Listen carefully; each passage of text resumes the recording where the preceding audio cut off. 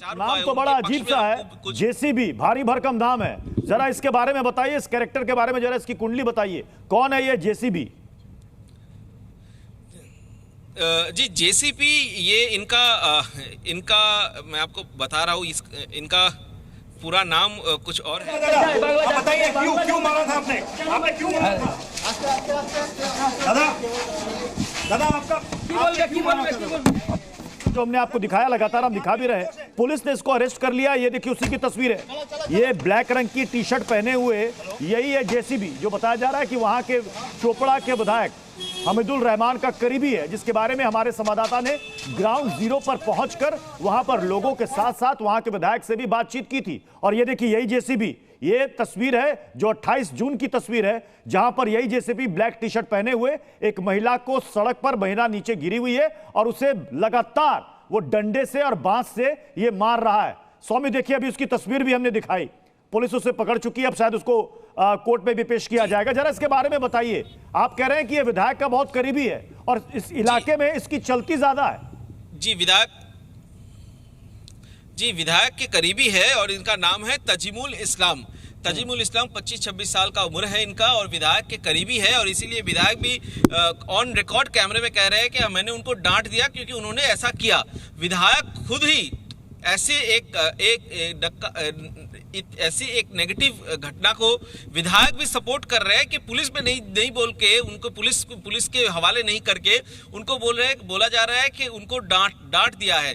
तो आप समझ सकते हैं कि इनका कितना कंट्रोल है और इस पूरे इलाके में उनका एक दबदबा है, ताकि क्योंकि हमने जो देखा जो समझा कि पंचायत जब हो रहा है, खाप पंचायत बैठ रहा है, कैंगारू कोर्ट बैठ रहा है, तो उनको वहां पे लिया जा रहा है। बंगला में सालिसी सभा कहते हैं, तो सालिसी सभा लोग कह रहे हैं कि सालिसी सभा में यहाँ पे उनको बुलाया जाता है कि न्याय जब होगा, जब शरिया के हिसाब से, कानून के हिसाब से अगर न्याय दिया जाता है या किसी को सजा दिया जाता है तो बड़ी अजीब सी बात हो गई स्वामी, तो बड़ी अजीब सी बात हो गई यहाँ पर कि वहां पर ये जेसीबी पहुंचता है, वहां पर लोगों को समझाने की बजाय वो उनका साथ देता है। अगर उस गांव में शरिया कानून का चलन है तो उसे रोकने की बजाय ये आदमी खुद शरिया कानून के अनुसार वहां पर काम करने लगता है, जो विधायक का करीबी है। और ये देखिए यही है जेसीबी, जिसकी तस्वीर इस वक्त आप देख रहे हैं, काली रंग की टी शर्ट पहने हुए, जींस पहने हुए ये बैठा हुआ शख्स जो आपको नजर आ रहा है, इसी पर आरोप है। अब ये देखिए ये कैमरे को देखकर अपना मुंह छिपा रहा है, कल डंडे से ये महिला को मार रहा था और विधायक का करीबी बताया जाता है। और विधायक ने कहा कि मैंने जेसीबी को डांटा है, मैंने उसको डांट लगाई कि तुमने ऐसा क्यों किया। तो उन्होंने कहा कि जेसीबी ने मुझसे कहा कि मैंने तो महिला को बचाया है, मैंने बस 2-4 बार उसको हल्का सा मार दिया। अगर आप तस्वीरें देखेंगे तो कोई भी देखकर नहीं कह सकता कि उसको बचाने की वहां पर कोशिश की गई। और यही वो आरोपी है जिसकी तस्वीर आप देख रहे हैं, जिसने 28 तारीख को महिला को मारा दिनाजपुर में, चोपड़ा इलाके में। और जैसा कि ग्राउंड जीरो पर पहुंचकर जी न्यूज की टीम ने वहां पर हकीकत को खंगाला, टटोला, लोगों से बात की, विधायक से बात की, उससे साफ लगता है कि इस इलाके में टीएमसी के इस विधायक के करीबी की चलती कितनी ज्यादा है। और जैसा कि हमारे संवाददाता हमारे साथ जुड़े हुए हैं वो बता रहे हैं कि वहां पर गांव में शरिया कानून के मुताबिक वहां पर किसी को सजा दी जाती है। अब ये देखिए अगर ये विधायक का करीबी है जेसीबी, तो वहां पर लोगों को समझाने की बजाय उसने उन्हीं का साथ दिया और शरिया कानून के मुताबिक उसने उस महिला को कोड़े तो नहीं बरसाए, कोड़े की जगह उसने डंडे से पीटा। ये दो तस्वीर आप देख लीजिए, एक तरफ वही आरोपी, वही शख्स जो अब कैमरे में सामने आने पर अपना चेहरा छिपा रहा है, और कल देखिए भीड़ के सामने डंडे से बेरहमी से वो महिला को पीट रहा था। महिला बचाने के लिए लोगों से मदद मांग रही थी, लेकिन भीड़ भी वहां पर तमाशबीन बनी हुई थी, कोई आगे नहीं आया। इससे साफ पता चलता है कि इस इलाके में इस जेसीबी नाम के इस शख्स की कितनी चलती है, जिसे बताया जा रहा है कि वहां के स्थानीय विधायक, चोपड़ा के जो विधायक हैं हमीदुल रहमान, उसका बेहद खास, उसका बेहद करीबी है ये जेसीबी। इसकी तस्वीर गौर से आप देख लीजिए। जब से सोशल मीडिया पर उत्तरी दिनाजपुर की यह तस्वीर वायरल हुई है, उसके बाद कार्रवाई हुई है और अब टीएमसी कह रही है कि यहां पर कानून का राज है, आरोपी को छोड़ा नहीं जाएगा। जबकि जेसीबी के बारे में वहां के लोकल विधायक यही कह रहे हैं कि इसने तो वहां पर बचाने की कोशिश की। सौमित हमारे साथ लगातार जुड़े हैं। सौमित, अब ये देखिए कैमरे को देखकर ये अपना चेहरा छिपा रहा है, ये जेसीबी बैठा हुआ है, सर पकड़ के बैठा हुआ है, क्लोज।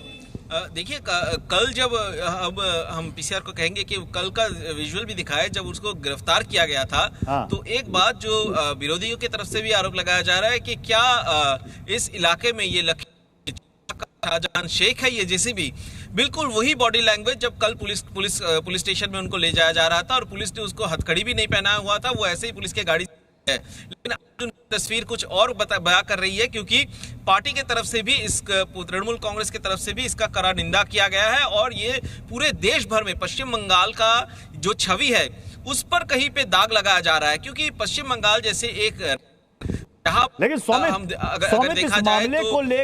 इस मामले को लेकर क्या पश्चिम बंगाल सरकार का या दीदी की तरफ से कोई भी बयान सामने आया ममता बनर्जी की तरफ से? जी नहीं, ममता बनर्जी की तरफ से कोई बयान नहीं आया, लेकिन सिर्फ तृणमूल कांग्रेस की तरफ से उनके प्रवक्ता का शांतनु सेन का बयान आया, जिसपे कहा गया कि ऐसी घटनाएं सीपीएम के 34 साल के जमाने में भी घटती थी और बीजेपी शासित राज्यों में भी घटती है, लेकिन वहां पर कोई व्यवस्था नहीं लिया जाता है। ये आरोप लगाया जा रहा है तृणमूल कांग्रेस की तरफ से। और क्योंकि तृणमूल कांग्रेस के राज्य में कानून व्यवस्था ठीक है, इसलिए कानून कार्रवाई किया। लेकिन हम आपको बता दें, हम कुछ देर में ही दर्शकों को वो बाइट भी दिखाएंगे जहां पे स्थानीय पंचायत समिति के सदस्य दावा कर रहे हैं कि जिस समय घटना घटी उसके आधे घंटे के भीतर यहां पर पुलिस पहुंचा। लेकिन पुलिस पहुंच के क्या किया, पुलिस पहुंच के यहां से चले गए। महिला कहां गई? आपने कहा कि पुलिस कह रही है। स्वामित अब सवाल यहां पर यह खड़ा होता है कि वो महिला कहां गई जिसे बेदर्दी से पीटा गया? आपने कहा कि पुलिस वाले कह रहे हैं उसको सुरक्षित जगह पर ले जाया गया है। मतलब वहां पर गांव में इतना खौफ है, एक महिला को इतना खौफ है कि वो उसे वहां पर रहने नहीं दिया जा सकता और पुलिस को वहां से दूसरी जगह शिफ्ट करना पड़ता है। देखिए, खौफ इसलिए है क्योंकि यहाँ पे कानून का शासन नहीं है। क्योंकि हमने आम जनता से बात किया, सब एक साथ शरिया कानून की बात कर रहे हैं। अगर शरिया कानून यहाँ पे चलेगा तो महिला के लिए सुरक्षा की माहौल जरूर बनेगा और पुलिस ये जानने के बाद ही पुलिस उनको सुरक्षित स्थान पे लेकर गए। और अभी तक पुलिस डिस्क्लोज नहीं कर रहे हैं कि वो कहां पर गए, और ये भी पुलिस की तरफ से बताया नहीं जा रहा है कि क्या उन्होंने पुलिस के पास कोई बयान दिया, क्या कोई कंप्लेन किया या नहीं किया। पुलिस ने सिर्फ एक ही स्टेटमेंट इशू किया कि पुलिस ने सुओमोटो कॉग्निजेंस लेते हुए अगर ये वीडियो वायरल नहीं होता स्वामित, तो शायद इस आरोपी की गिरफ्तारी भी नहीं होती, पकड़ा भी नहीं जाता। बिल्कुल हमने फरवरी महीने से हमने संदेशखाली की घटना देखी। अगर महिलाएं सामने खुलकर नहीं आती तो वहां पर किस प्रकार से स्थिति बनी हुई थी, जो आरोप लगाया जा रहा है। हालांकि सरकार की तरफ से या तृणमूल कांग्रेस की तरफ से उस आरोप को नकारा जा रहा है। जो आरोप लगाया जा रहा है वो आरोप तो सामने नहीं आता। सीबीआई की इंक्वायरी हो रहा है संदेशखाली में, वहां पर पुलिस के खिलाफ ये आरोप लगाया जा रहा है कि पुलिस के पास जाने से कोई कानून का सहायता नहीं मिलता। यहाँ पर भी उससे मुझे लगता है, क्योंकि मैं ग्राउंड में हूं और मुझे लगता है क्योंकि संदेशखाली में लोग तो कानून की बात करते थे, लेकिन यहाँ पर लोगों को पता ही नहीं है कि देश में कोई कानून व्यवस्था है भी या नहीं। ये शरिया लॉ की बात कर रहे हैं और ये कह रहे हैं कि शरिया लॉ के हिसाब से इसी तरह सजा दिया जाता है। तो क्या पुलिस वाले को, मतलब लोकल थाने को इसकी जानकारी नहीं है, भनक तक नहीं है कि एक ऐसा इलाका भी है जहां पर कानून का राज नहीं चलता, शरिया का राज चलता है? मतलब पुलिस को भी इसकी जानकारी नहीं है, लोकल थाने को भी नहीं है। जिस स्थानीय पंचायत सदस्य का कहना है कि पुलिस के पास हम क्यों भेजें, अगर लोग वोट दे रहे हैं, हमें वोट दे रहे हैं, तो हमें चुन रहे हैं, तो हमारा नैतिक दायित्व बनता है कि उनको हमारे सामाजिक तौर तरीके के हिसाब से हम उनकी जो विचार व्यवस्था है उसको हम वो भेंट करें। और इसी हिसाब से वो बार बार ये शरिया कानून की बात कहा जा रहा है लोगों की तरफ से, पंचायत सदस्य की तरफ से, और ये कैंगारू कोर्ट बैठा के यहाँ पर सजा या न्याय के जो स्ट्रक्चर है उसको किया जाता है। और स्थानीय पंचायत सदस्य ऑन कैमरा ये कहा है कि हम लोगों को पुलिस के पास क्यों भेजें, क्योंकि पुलिस के पास जाने से कोर्ट पे जाना पड़ेगा, कोर्ट पे जाने से पैसा खर्चा होगा, इससे अच्छा तो जो शरिया कानून में जो कहा गया है उस हिसाब से हम यहाँ पर विचार करते हैं। ठीक है स्वामित, क्या इस मामले में सिर्फ इसे ही आरोपी बनाया गया है या फिर वहां पर और भी लोग थे उन्हें भी आरोपी बनाया गया है? आपने कहा कि ये पंचायत का हुक्म था। जी नहीं, सिर्फ एक ही ये जेसीपी को ही गिरफ्तार किया गया है, क्योंकि वहां पर और एक व्यक्ति को भी देखा गया था जो उस महिला जब भागने की कोशिश कर रही थी उनकी बाल पकड़ के उसको खींचकर फिर वहां पर लेकर आया और उनको फिर से जेसीबी पीटना शुरू किया, लेकिन दूसरे किसी के खिलाफ ना अच्छा, इस तस्वीर में हमने ये भी देखा सौमित और पुलिस की महिला के साथ साथ एक पुरुष भी है, वो भी नीचे गिरा हुआ, उसे भी पीटा जा रहा है, वो कौन है?